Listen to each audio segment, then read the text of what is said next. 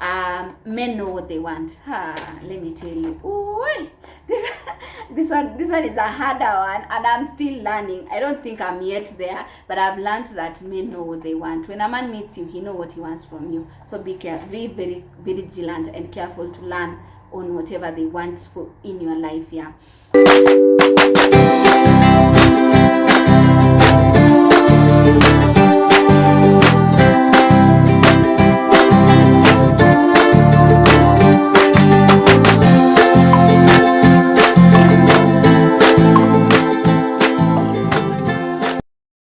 Hi guys, how are you? Mkoaje? Today is a very, very special day for me because on this date, many years ago, I was born. A very beautiful baby girl was born, and today I'm celebrating my 29 years. So goodbye to 28. It has been a wonderful year for me, and I'm glad to be here, and I thank God for making me see such a beautiful day and such a beautiful year. I know God has a lot in store for me, and I can't wait to see all of them that God has in store for me in my 29 years. And it's a happy birthday. Oh my God, it's my birthday. Happy birthday to me. Oh my God, it's my birthday. Happy birthday. Yeah, and for that reason, I have decided to do this special video for my birthday to just recap on how my 28 years has been and 28 lessons that I've learned in my 28 years. Yeah, so my 28 has been such a beautiful year. Of course, the biggest blessing of it all, it's God gifting me Briella, who has been such a I don't know even what to I even lack words sometimes to say what it has been for me, by the way, since I got Briella. Yeah, so it has been such an amazing time with her, and the best gift from above, because God has been so gracious. Yeah, so my 28 years started in a yacht. Is it a yacht? Okay, I'm manifesting a yacht in 30 years. It's not a yacht, it's a Dow cruise. But I'm manifesting to be dancing in a yacht in my 30 years. That's the reason why the yacht has come, by the way. Yeah, so I was in Watamu for my baby moon, and also my birthday. We were there with my friends, Uni, Diana, Babs, and they were just celebrating me. I really had a good time that day. You know that imagination, uko kwa Dow cruise in the middle of the ocean. You are seeing water all over you. You have a cake there written happy birthday. Yeah, that was the best birthday ever. That is what I can say. Yeah, so it all started there. That was for March. I really had a good time with my friends. We really had a good time in Watamu. I discovered Watamu in that during that time, and it's such a beautiful place that I want to go more often there. Yeah, when God allows that. Yeah, so that was March. In April, I moved from my small home to now a bigger house because Briella was on the way coming, and I needed to get a bigger house, and God located me to such a beautiful place. I think I'll ever talk about my journey of houses. Hey, mimi Nairobi nimeenda manyumba zote. But anyway, I'll see what to do on that. Yeah, so God located me to a very beautiful place, and I moved. I think it was the 1st of April. That is when I moved. Now it was locating into a new place. At the same time, I now left work because now I needed to concentrate more on what was to come. That is my baby, the delivery, and everything. So I started my maternity leave officially, of course with the off work, with the leave days before now maternity, because maternity inaanzanga the moment umeza even though maternity inaanza kukick on. So that was like the leave days that I had. Yeah, so April was a bit strenuous for me, because venye hata from my past videos, go watch my videos about my pregnancy journey, about also my delivery story, you'll get to understand why April was a difficult, a strenuous month for me, because at that moment I was waiting for my baby. I never knew when she's coming. I wanted to go through I wanted to go through a vaginal delivery, but now I had to go through a CS, things like that. Yeah, so I was preparing. It was strenuous because I had even to keep myself busy watching a lot of movies. In the evening I go for walks so that nisifikirie atakuja lini, what ita break lini, nitapata labor pain lini, and things like that. But anyway, April I had my family around. My sister was there, my cousins was there, so at least I had that good people around me. And also in the month of April, apart from it being strenuous, that is when my baby shower happened. And of course, when I was recapping my 2023, you saw how the baby shower went. It was such a beautiful one, and I'm really grateful to my friends. They gave me the best baby shower ever.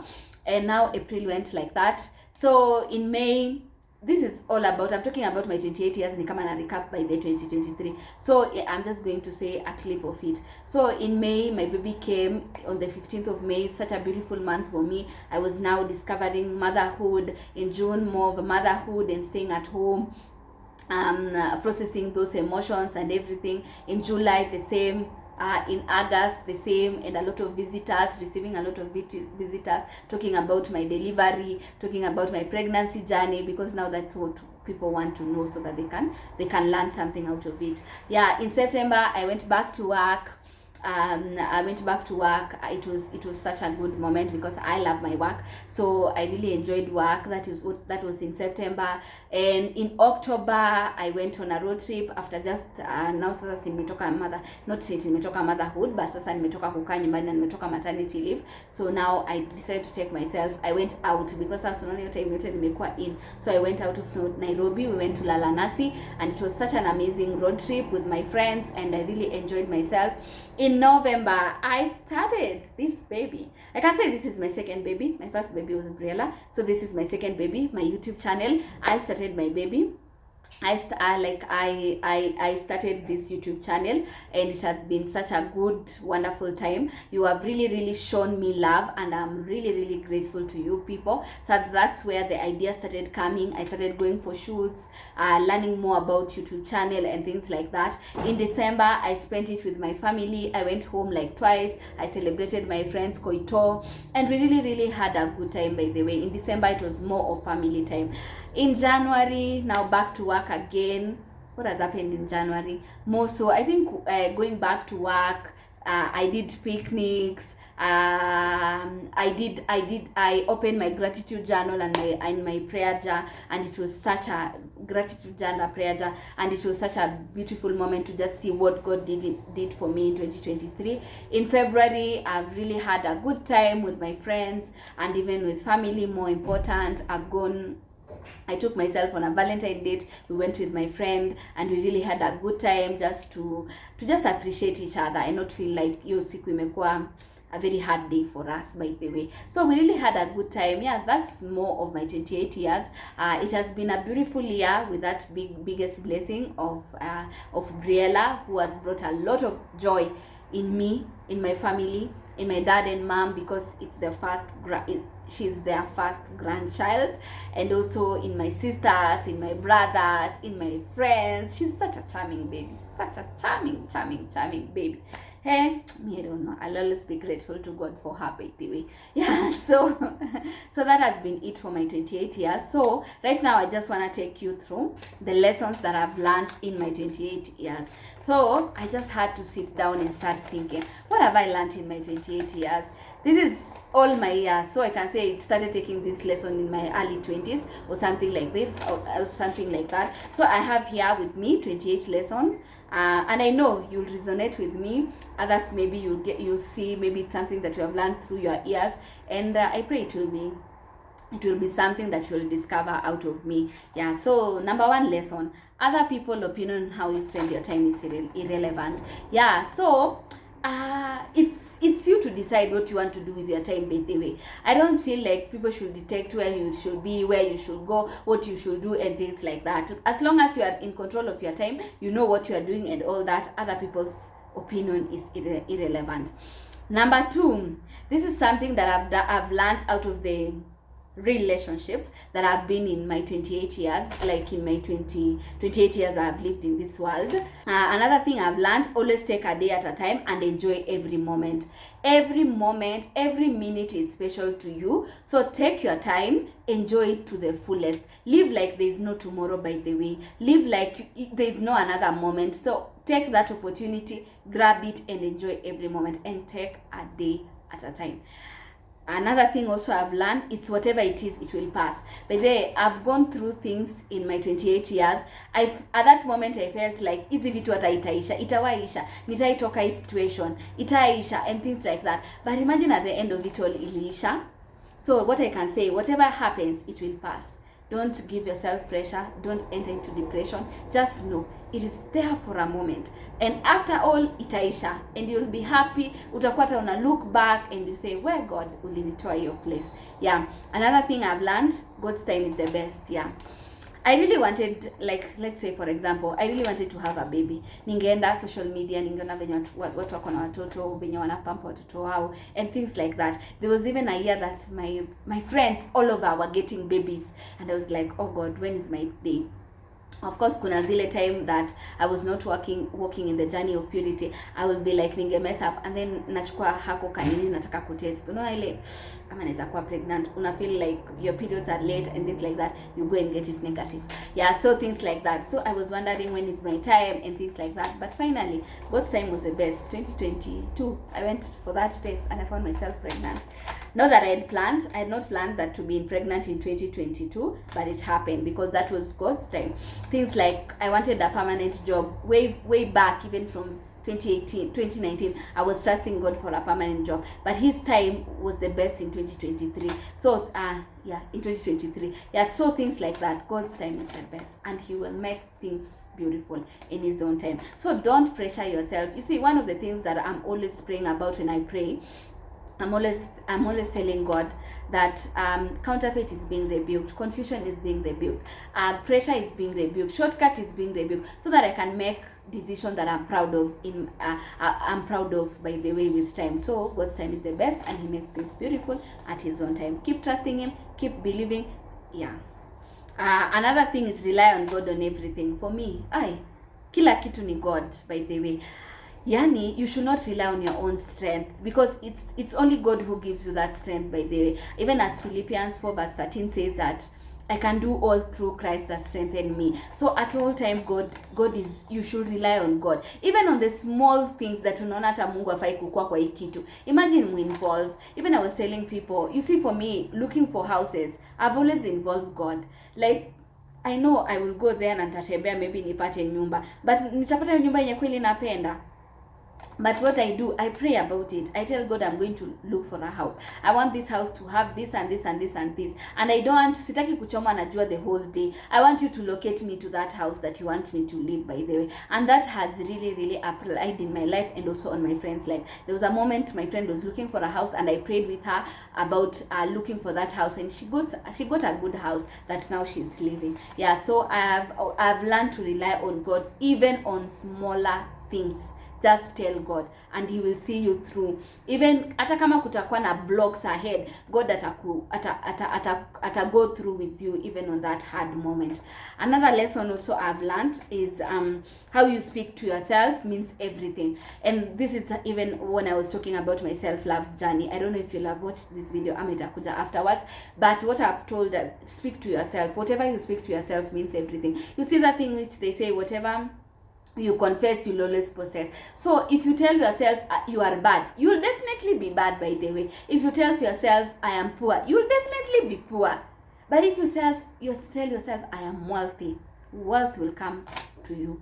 If you tell yourself I am worthy, worthiness will always be on your way. If you tell yourself I do not fear, you will not fear. So how you speak to yourself means everything. How you take care of yourself means everything. And even I was saying the fact that when someone comes to you, they tell you, oh, I'm not proud of myself, I did this and this, maybe you want to hug them, you want to tell them I'm sorry and things like that. Also tell yourself such things. They will really help you as a person. Another thing I've learned, boundaries are your responsibility and not others. You have to have boundaries. This is something that I learned maybe in my In my 27 years, I learned about boundaries. I am still working on it. It's something that it's work in progress in my life. But I've learned you should have boundaries as an individual. You should know where to step, where not to step, where people should come into your space and where they're not allowed, and things like that. By the way, try as much as possible to have that boundaries. And boundaries are your responsibility, not other people's boundaries. And you should speak it loudly, and the people who are in your circle should know this is her boundary and we should not step.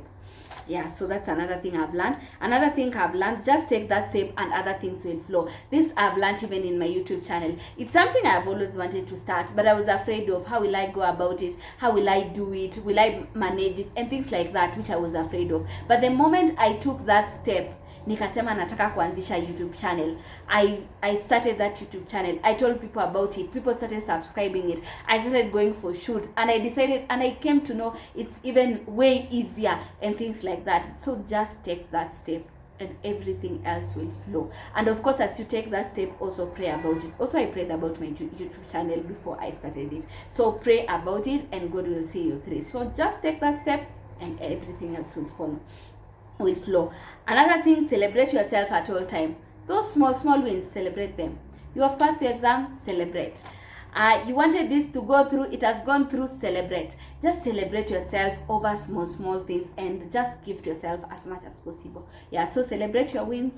Yeah, clap for yourself. Don't wait for people to clap for you. Clap for yourself, for you deserve that. Another thing, forgive yourself, love yourself more, hug yourself. This is a point I've said there on whatever you speak yourself means everything. Yeah, so forgive yourself. There are things that you have done in your past that are not worth it. You're not even proud of yourself because you have grown to know that those things were wrong. Forgive yourself over those things. Don't look at the past. The past is gone. Now we are at the present and at the future. So hug yourself more. Tell yourself, oh, you did this. We are not proud of it, but we are forgiving ourselves. Forgive yourself more by the forgive yourself more on the things that you have done that you are not proud of yourself. Love yourself more. Show that love to you. Shower yourself with gifts. Pamper yourself. Celebrate yourself. Do everything that concerns yourself and hug yourself more. Don't wait to be hugged every time and now. Hug yourself. Yeah, you cannot do this. That's hug. Yeah, and if you want tightly, unaji squeeze. Yeah, saying no does not make you a bad person. That is one thing I've learned. I remember this even happened this year. My brother asked me something, and you know, as always, because I'm this firstborn, I want the best for my siblings. Kawaida ningesema maybe yes to it, but I thought for a moment, whatever my brother is asking me to do, is it a right thing to do? It's not. And if though I want to make him happy, but I will be nitakuwa na encourage kwa kitu yenye si poa na mimi mwenyewe najua si poa and I make sense. So I said no to it and I told my brother, I love you so much, but this one is a no. And even after I told my brother no, he even came to me and told me, by the way, I'm glad you said that no. It has really helped me to see whatever I wanted to enter myself into was not a right thing. And I was like, wow. So when you say no, someone realizes that no had a benefit. Yeah. So saying no does not make you a bad person. Another thing, it is not bad to ask what you want. Yeah, not everyone can read your mind, by the way. Able to some he. Not everyone can read your mind. So it's not bad to ask what you want. I think I learned this from Murugi Munyi. She's someone I really follow. She is actually my role model. Even the other day I was celebrating her birthday and I was telling people, this is my celebrity role model. I really learn a lot from her. She said, when alianza kuwa, when she was with the husband, the first days of their marriage, the husband never knew how to gift. And Murugi ngengojea giftiwe na maybe hizo gift hazikam venye anataka. Alianza tu kumwambia what the husband whatever she needs. Akaanza kumwambia, I want my gift to be like this and like I love this and this. Yeye hangojei, by the way, hangojei asurpriseiwe. Ilianza hivyo. You see, right now she was telling us that the husband amejua kila kitu ya kumgift. Now that these days the husband does not ask Murugi what to gift her. Ana come up with the idea na anamgift. So these things you have to say. You don't wait for people to read your mind. Whatever you want, you have to tell people. How you want people to treat you, you just tell them. Confront them. Tell them whatever you did is not right. And I want next time for you to do this and this. We cannot live in a world that tutaanza tujijazie. Mimi siwezi jijazia, by the way. So me, I will say, whatever I want, I will go and say. Sisi takufa. one of my friend ananiambianga ukifanya hiyo kitu utakufa, so kama utakufa hebu fanya. Yeah, so of course to good things. Yeah, so that's another thing. And not everyone, yeah, I was saying not everyone is a mind reader. Yeah, we have to see whatever we want.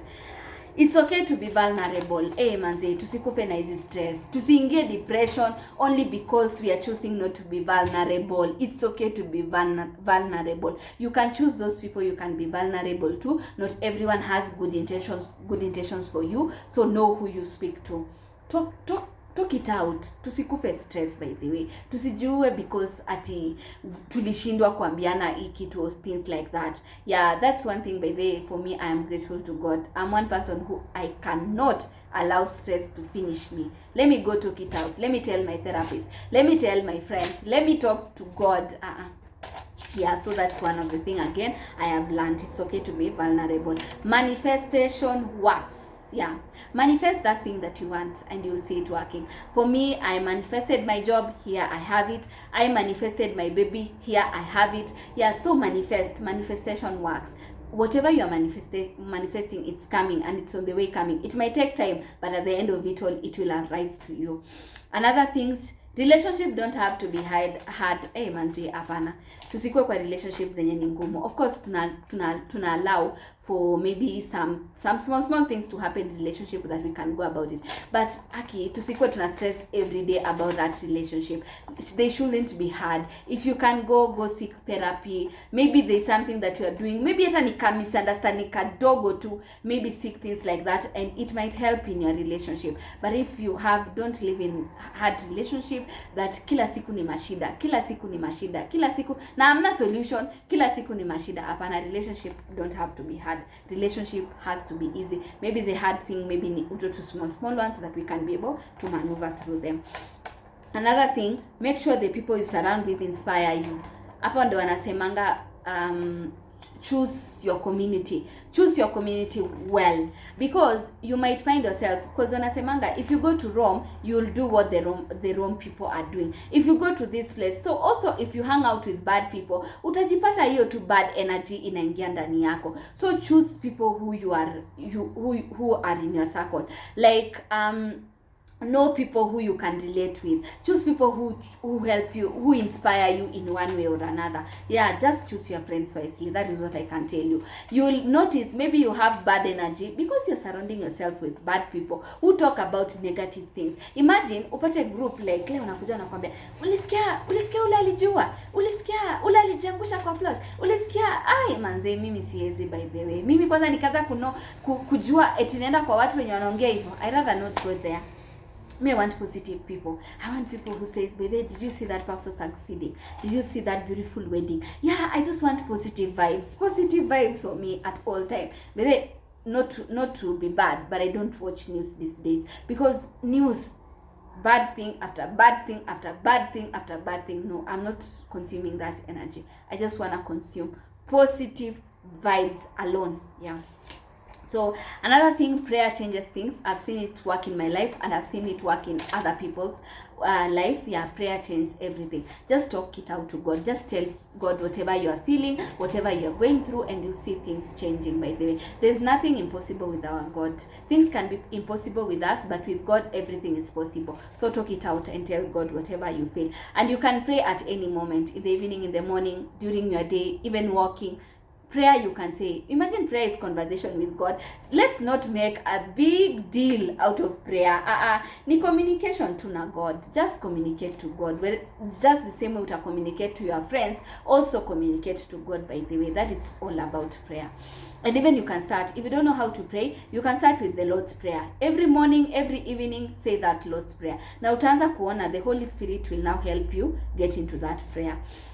Another thing, make your home a place you'll want to go every time. This is something I learned from a very good friend just the other day. Alikuwa ananiambia ati he went on a solo vacation, and the room that he was in at that moment, it was so good, so conducive, and na akaona hata alikuwa anataka tu kukaa huko. So he was like, what if I make my home such a thing? See, nitakuwa nataka sana kukaa kwangu, and he decided to come and make that home his best place. Even the other day I was in a picnic with him, and he told me that right now he feels his home is a place he wants to go every time and now. And it's true, by the way. Hata mimi nimelearn to beautify my home, niweke arts, niweke vitu yenye nataka kuona. Right now, even in my home, I have God bless our home. I have things like grateful, welcome to a beautiful home, things like that. By the way, itakumotivate ukae kwa hiyo nyumba. If you can just get good things, ile like hata kama una place ya kuenda, utafeel vizuri kukaa kwa hiyo nyumba. By the way, make your home a place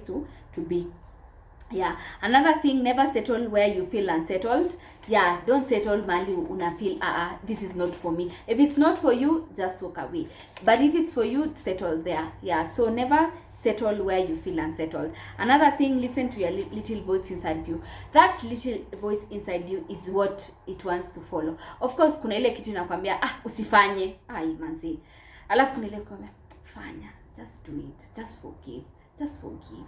Alafu inakwanga kat little tiny voice. By the way, listen to that inner voice, that instinct, that even my therapist was telling me yesterday, listen to that instinct, listen to whatever you have inside you. That is what will make you go to the right direction. But easy sauti kubwa kubwa, easy brown. Hata wanasemanga by the way, God talks to us with that tiny little voice. See he rowdy voice, by the way. Yeah.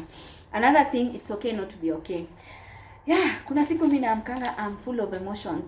I don't want to do anything. I feel so bad. And not that hata kuna kitu inanisumbua, by the way. Nimeamka tu nikifeel hivyo. I go through those emotions. If it's to cry, I cry. If it's to sleep, I sleep.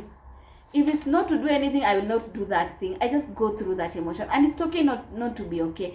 See it in abnormal if you're not okay. Ati watu wanaanza kukuuliza mbona huko sawa? Si unafaa kukua sawa. Yes, you're supposed to be okay. But maybe during that time you're going through emotions. And even as ladies, emotions inakwanga kila time. Ukiovulate, ukiwa on your periods, when you're pregnant, hizo just go through them, by the way. Usi hold back. Yeah, it's okay not to be okay. Another lesson, make yourself happy, because happiness is from within. By the way, with my self-love journey, that is what I have learned. Happiness comes within from myself. Let me note, don't be that person una-expect watu wengine wa kumake happy, because human beings will always disappoint you at all time. So if you have more expectations on them, by the way, it will not go your way, by the way. Na utakuanga una feel sad every moment. So find that happiness within yourself. Find the things that you love doing, do that. Make you love yourself more, treat yourself more, celebrate yourself and things like that. Just find happiness within you. Unaona utoto vitu tudogo tunakumakingi happy. Do those things, by the way, and find yourself happiness within you. I've even realized when you're happy, by the way, and you find yourself love within yourself, utaona utaenda vizuri. I was even listening to Joyce Meyer. Alikuwa anasema kitambo, when the husband used to go maybe for golfing or even with friends, yeye angebaki kwa nyumba amekasirika. This husband doesn't want to spend time with me. Mbona anakaa that late? Why could we not watch a movie together? And alikuwa anashinda amekasirika. But when they went to therapy, the therapist told her, why don't you find something that you love doing? While your husband has gone golfing, maybe go with your girls. Maybe look for a good movie and watch. Maybe do a self-care routine. Maybe do a morning routine. Just do something that will make you happy. And whenever, and venye I love Joel Austin. That's why I'm confusing. That's why when Joyce Meyer alianza kufanya hivyo, Ali notice hayuko angry at the husband. Yeah, I think even for us, we're supposed to do that. That whenever they are going to meet with their friends, whenever they are going to hang out with their friends, whenever they are going to play PS, whenever they are going to do those things, we are going to go out with our girls. We are going to watch a movie. We are going to cook food. We are going to do things that we find happiness within ourselves. Hatutangojea tupate happiness within them. Tutakufa tukingojea hiyo happiness. Another thing, everything happens for a reason. Yeah, that is one thing I've learned in most of the situations that I've gone through, that at that point I will not know the reason why it's happening like the way it's happening, but after a moment I'll come and realize, nitaanza kujaza dots. This one happened because I needed to learn this one. This one happened because I needed. Like for example, I was in a very, very beautiful relationship in 2020, and that I will live to say. And then all of a sudden, it was cut short. It ended like that. I kept asking myself, why did that relationship end? But now I realized that relationship ended because I had not worked on myself. I never loved myself, and maybe ingekuja kuniletea shida baadaye. We had not known each other. We had just jumped into that relationship because we are all craving for that relationship, and right now is when I'm learning that, by the way. So it happened, that breakup had to happen for me to go and work on myself, for me to love myself more, for us to work on ourselves, so that maybe we will be good for other people who we are meant to be, or if we are meant to be together. Yeah, things like that. So at that time singejua, but right now I can attest that is where my self-love journey began. And if it couldn't happen, maybe sayara singekuwa najipenda venye najipenda. By the way, I love myself. Yeah. So another thing, if it meant to be, it will be. You don't have to force it. If that friendship is meant to stay, it will stay. If that relationship is meant to stay, it will stay. So tuache tu kuforce issues, tuache kungangana na kujisumbua. Wacha tu tuache happen venye nafaa ku happen. Another thing, never regret being a caring person. I'm a very caring person, but sometimes na feel like I shouldn't do that, I shouldn't have done that, things like that, by the way. Na naanza kujiuliza vitu kama hiyo, ama nasema ai we umenifanyia hivyo, sitaikufanyia tena. But wanasemanga usilipe mabaya kwa mabaya, lipa mabaya kwa mazuri, things like that. So I've learned to never regret to be a caring person. At that point, that person needed me to, if it's someone who came into my life, I showed them care. Of course, maybe they took advantage of that care and it went sideways. Let me know that at that point, that person needed my care at that point. And because it has ended, ameenda njia zake. Yeah. Another thing, happiness is a journey, not a destination. Yeah, it's a journey. You learn every day. It's not a destination. Learn, utaanguka, utaamka, all those. Happiness is a journey and not a destination. And the last point, enjoy the journey before the destination. You are really, maybe at this moment, you are trusting God for something. Enjoy the journey. Itakuwa na ups and downs, utalia, utafurahi, utaexcel. Yani, itaenda hivi, juu chini. Enjoy that process, enjoy that journey, because in that journey unakuwa equipped with some qualities that itakusaidia with whatever is coming in front of you, because maybe in that destination kuna kitu ita happen yenye whatever you have learned in the journey itakusaidia. So enjoy the journey, trust the process, enjoy the process, like go through it, take a day at a time venye tunasema, and at the end of it all, by the way, when the destination come utajua. By the way, kama sai I'm like I'm really proud of myself. I'm really happy that I enjoyed my journey of looking for a permanent job. Nilienda hizo job opportunities yote, nikapelekwa huku, nikaingia toxic, nikatoka, and all that, because all that imeni equip with qualities that I'm now using in my current job. Also, I enjoyed the journey of not being a mother. At that moment, I was able to do things that I loved. I was able to go through this, because right now, by the way, there are things I can't do as a mother, by the way. And if I'll not have enjoyed that journey, sai ningejipata maybe naanza kufeel vibaya. Of course, and I know it takes time, then baadaye sasa I might go to the things that I love doing. Yeah, because right now I can't sleep. I can't go somewhere and spend the night. I have to spend it with my baby. Yeah, something like that. So enjoy it. Even I was telling my girls when we were going for a picnic at National Gardens, nilikuwa nawaambia, imagine sahi the way hauna responsibility, imagine enjoy that moment. Friday, come and have a candlelit dinner. Nunua hizo candles, ziwashe, watch a movie, get a good movie, prepare your best meal, and sit there down and enjoy that moment. Because those moments you'll not enjoy when you have responsibility, when you have someone. Because right now I cannot go to my sitting room and do something like that. Brela ndio huyo anataka nimfanyie hivi, nafaa kufanya hivi. I'm living with people, I don't have that space. You see things like that. So enjoy right now. Enjoy doing the things that you love right now, because your next step you might not be able to do things like that. Hata sasa naambianga mtu mwenye anatafuta job, enjoy your hobbies right now, because ukipata job hautapata hiyo time by the ya kufanya hizo vitu yenye unataka kufanya. So kama sai jifunze, maybe learn a new skill, project, read books, things like that, because at that moment ukipata job hautakuwa na hiyo space na utakuwa na hiyo time. Yeah, so that has been it for me, my 28th lesson that I've learned in my 28 years. I hope you have gotten one or two that you are going to apply in your life, and let me learn also from you. What have you learned? What are the things that you have learned with this life? What has life taught you? Hebu mniandikia hapo chini nione vitu zenye mmesoma na maybe I can relate to and I can put it in my life in one way or another way. So thank you so much. This is chapter 29. It's my prayer that I'm going to enjoy my 29 years. Whatever God wants me to achieve in my 29 years, I will be able to achieve, and whatever He has in store for me, yeah, I believe my 29 I will be, congratulations Brenda, congratulations Brenda, nime manifest, congratulations in my 29 years. So mkiona nikicelebrate mjue nili manifest. Yeah, so that is what I pray, for God to give me good health, for God to see me through even as a mother, in my education, in my work, even in my Christianity. Let me develop that closer relationship. Let me continue bringing people closer to God and making people know about God in this life.